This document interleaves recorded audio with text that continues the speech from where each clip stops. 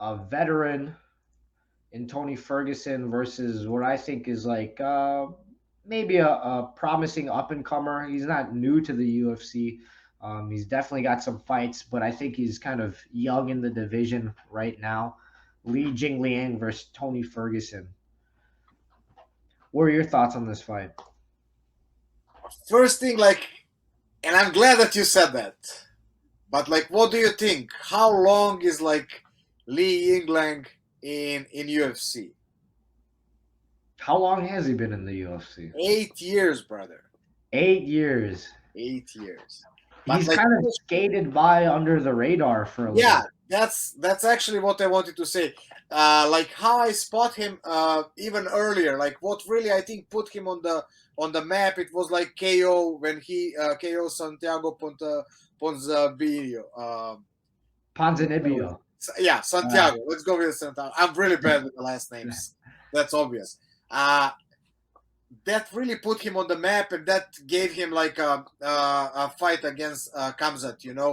mhm. So before that, like even he beat some good guys. I know, especially because it comes from the Europe. David Zavada, even though he didn't have like maybe the best, like he's one super good fighter. Like even though in UFC he really didn't show it, and I think he's even cut from UFC, but like he's really good fighter, and Lee beat him. That's how I gotta. And also like when he KO'd or no, he beat Frank Camacho. But I know Frank Camacho because like when I was 15 years ago in Washington D.C., I trained with him at Lloyd Irvin. So Oh, that's how because the guys who I ever have a chance to train or to share the gym, I always like to follow them and support them. And that's how I first time spotted the league. And mhm. like I said, that's why I ask you that, because for the most people, I think like they remember him from the fight with the Kamzat. He's like basically part of the Kamzat highlight. Yeah. And what was brought him to that opportunity, what was like KO against Santiago. Hmm. But he's long time, in UFC. So um, he's not a fresh guy, and I think even though that he fought even Magni, this is gonna be biggest name if he managed to beat Tony Ferguson. And I Hmm. think he's really motivated to do it. And what showed me that, like he even changed in this year, he changed the gym. He moved to Sanford MMA. So I that's showing to me at least that he's hungry to improve, and that maybe the best days are in front of him. Talking about Tony, I don't know what to say after that uh, KO. Oof, that was, I think, one of the most brutal KOs in UFC. You know, so and that was like how much? That was like not even 5 months ago, 4 months ago. Yeah, that's soon. That's pretty soon to come back.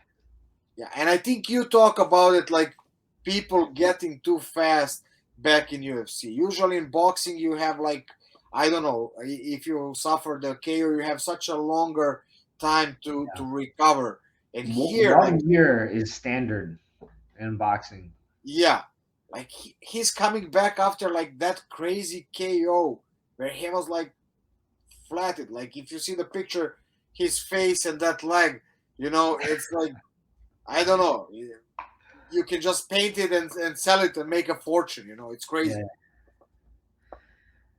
I don't want to celebrate like a bad KO, but there's this one hilarious tweet that Conor McGregor put out calling him a chicken nugget, like how he got turned into a chicken nugget, which is just hilarious because for their whole rivalry, Tony Ferguson has been calling him a chicken McNugget.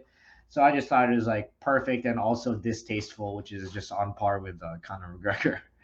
Yeah, But lately can you remember the last time Tony Ferguson won? Do you remember his last win? I think it was against Cowboy Yeah, 3 years ago. Yeah, I have it here, yeah. June 8th, 2019. Yeah, a little bit ago, and he's not fighting any slouches. He's taking the toughest fight all the time. So like credit to Tony for that. But I think he's kind of been at the end of his career, and I hate to say it, like we were talking about last fight, you could get kind of lucky. You could find that one strike and change the outcome of the fight like that. I think if Li Jingliang slips on a banana peel twice in there, he's still gonna win this fight against Tony Ferguson. It's Tony Ferguson, even when he's winning a fight, he finds a way to get rocked, to get dropped, to get a little bit beat up, and he's so fucking tough that he just toughs through it and he beats the guy up more than they beat him up. Like with Anthony Pettis, he got dropped in that fight, and he just Pettis broke his hand, but even before that, he was kind of beating up Anthony Pettis. Who was it? Lando Venata dropped him, and he found a way to win. Kevin Lee, same thing. He was beating up on Tony. Tony found a way to get that triangle.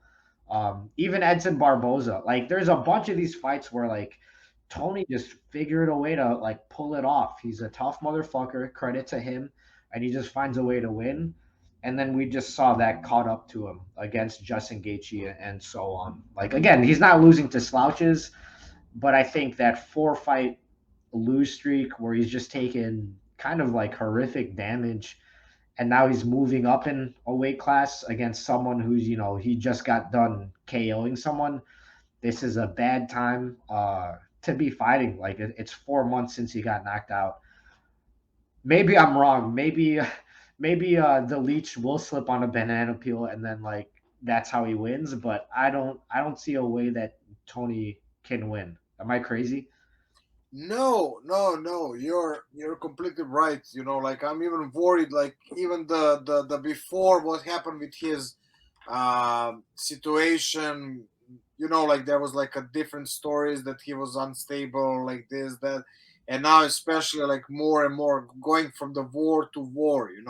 Like from Justin Gaethje to Charles Oliveira, who completely dominated him in all aspects of the fight. Like we never saw Tony, the I think that was like even worse than those KOs. Like seeing him like completely help us, like even to do anything on the ground, where he was like, if you remember before what we were saying, like that he can only threaten Khabib from the ground. Like and then like to Benel the Rouge, and then to Michael Chandler, and that really really really, you can say amazing or terrifying KO. Depends who you cheer for. But like, uh, I don't see, especially now moving the category in that short notice. Like 4 months. You need like also like, are you going category down? You're going category up. You need to let your body get used to it on that. Mhm. Because like your body is used to it. Like when he last time fought in welterweight, I think he won the welterweight tournament, Ultimate Fighter 13 welterweight tournament. Yeah, where Yep. he had a knock. And then after that, that was like 2011. All Uh-huh. his fights were in lightweight. So, Yep. and now you're moving to the other category after heavy KO. For Yeah. me, like it's just like on the paper, like anything, like you said, banana peel can happen. But like we are saying, like what's most likely gonna happen. If you want to make a money, you just like take the information that you have and you go with what's most likely. Especially like, and it's not even, I mean, it's minus 305 on Yinlang. So for me that's not a good one, but like you can maybe play it maybe in some parlay, and just like connect with few others, and but like I really don't see, I mean, except any craziness, that Tony can win this fight. Like even though it's not like super tough challenge, like when you see the names that he went Mhm. against, but again it's a category up, and it's a guy who is, I think, like especially like I said, moving to the new gym, like after so many years and experience, like he may be trying to catch that last win. He's Yeah. 34. Maybe he's like thinking that he have few more years and he want to change something to get. And I think the hungry guy, Tony's only, I think, fighting with some demons, or I don't know what. I don't know why he's fighting. He is more or less legend. Yeah. And He it's was it's inter- kind of scary. Like I read like the kind of police reports, which is not the same as like court testimony. It's not necessarily fact, but if you're gonna believe like the police reports, it's not looking good, and it's kind of troubling to be honest. Like that he is still fighting. So if he happens to lose this fight, like maybe it's time to call it. I wouldn't mind seeing him in like some jujitsu matches, like super fights. I think he's got nice jujitsu, but maybe take a break or just call it for MMA. yeah, and honestly, what else he can do? Like um, the biggest, I think, like loss, or how to say, the sad story of his career, and not even just his career, us as a fan, that we didn't get that fight with Khabib. And now is the question, what else he can do? Like you said, and probably like you're right, and my opinion is the same. That like too much damage that he had over the years, and those grueling wars, they're taking the toll. Like it's just like everything is coming uh to pay. Like his bill is there, and just like you have to pay. And now especially moving to the category up, where everything is even more expensive. uh, I wish him all the best, but like I don't see like many stories like how the fighters end up, and that's one of the things that I was like, even like when we talk about the name, why we say MMA clinic is about that. We don't have the information what's happening, like, because everything is so, the sport is like so fresh, but still we have like what's happening with some people, and it's really sad, like, and especially when they don't know how, when to cut and try to at least a little bit recover their brain. And um, but again, I guess it's like a hard, it's like a, now I think the best, like I was watching the Usman, and somebody said like about the high. I don't know with who he did the interview, but that high after the fight, going for that moment, preparing everything to that moment, and then after that, like you go, you just get addicted to that, Mhm. and I think that's why it's so hard for the fighters. Like you're like fighting, and that's that moment, or you're preparing for the next moment when you're gonna fight. And there is nothing like, if you get addicted to that, there is nothing like that feeling like during the fight, especially if you win. Yeah. Just entering the cage, like the people cheering you or booing you. Like it's a high that's like inimaginable. Like so. Unfortunately, some people like get too much obsessed with it, and they don't know when to stop. And we don't still know how big it's gonna be impact on some fighters, especially the older generation, who sparred really hard. And I think we're gonna talk a little bit about that in the next matchup. I had like something in my head that I wanted to talk, and I was thinking, should I or should I not, about like hard sparring in all stars, and Yeah. in the next matchup we have the all star. So I'm gonna leave it to you. That's a perfect segue into our next matchup. But real quick, just to confirm, you are picking the Leech in here, Li Jingliang.